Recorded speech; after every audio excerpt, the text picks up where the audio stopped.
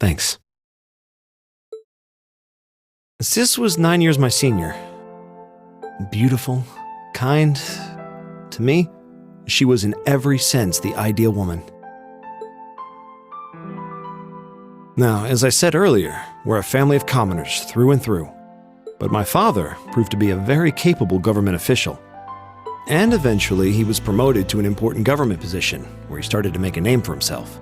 Honesty and integrity are a core part of his work ethic. So, of course, he made his fair share of enemies. But after seeing success in a number of major projects, he gained a reputation both inside and outside the government. My mother died when I was still young. But Sis happened to live around here and ended up helping us in more ways than I can count. Since she was his niece, my father always made a fuss over her.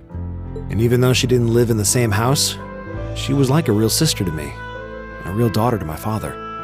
I was always so proud of her. As a child, she was practically my idol. And as you'd expect, she had countless admirers among the men of the city. But for all her popularity, she was always level-headed and sensible. So I never felt I had anything to worry about. Until he appeared. He was one of my father's subordinates at City Hall. Though unlike him, he was a noble by birth. A man of high rank, too. The heir of a count. However, he had none of the arrogance or haughtiness one usually associates with the nobility. When I met him myself, he came across as an honest and loyal man. He met Sis when Dad introduced him to her one day. And eventually, the two of them fell in love and began a relationship, despite the difference in their social status. As a child, I was frustrated beyond words. But even I had to admit that the two of them made a good couple. And Sis seemed so happy when she was with him that I had no choice but to let it go and accept their relationship.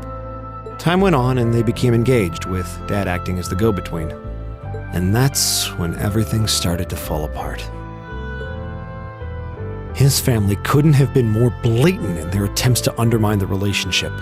Apparently, one of the four great houses, House Cayenne, proposed an arranged marriage on short notice.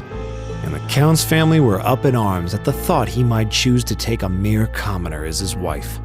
Since my father held an important post, they were limited in how shamelessly they could try to sabotage the marriage.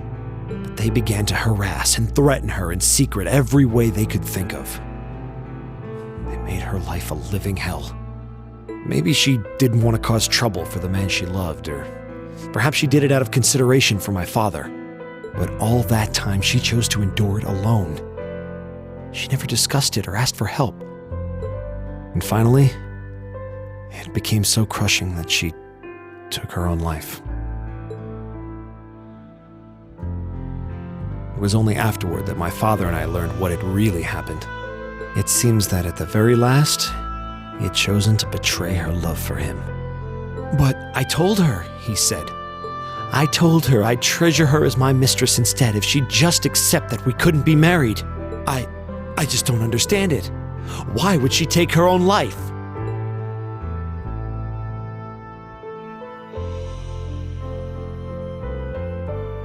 After that, my father seemed to redouble his efforts. It was like watching a machine kick into high gear. With the help of his ally, Chancellor Osborne, he was able to wrest control of City Hall from the noble faction. Then, 4 years ago, he was appointed to his current position as governor of Heimdall. And that's how the Regnitz family came to be where it is. I don't even know what to say. So that's why you started hating nobles? Yeah. I was so furious at Sis's death. My hatred needed to be directed at someone. Anyone. First I blamed her fiancé, then his family, and the family of the Duke who tried to intervene. In the end, I just hated the nobility as a whole. The people, their culture, the entire idea of social classes. I desperately wanted the strength to win against them, to show how right I was, how wrong they were.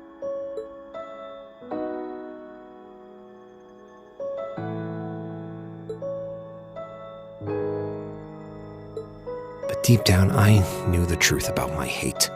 I knew I was taking out my anger on people who didn't deserve it. People who had done nothing wrong.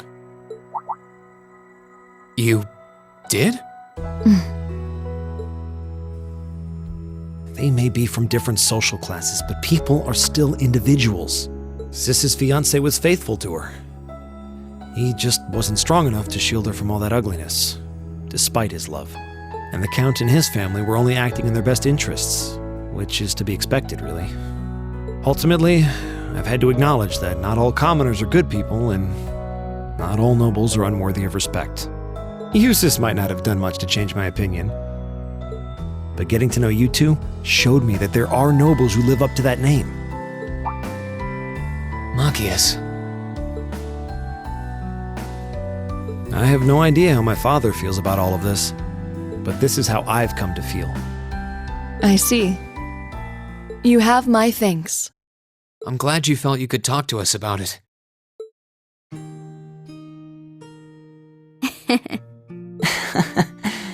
Still, I don't think it hurt to be a bit more honest with yourself.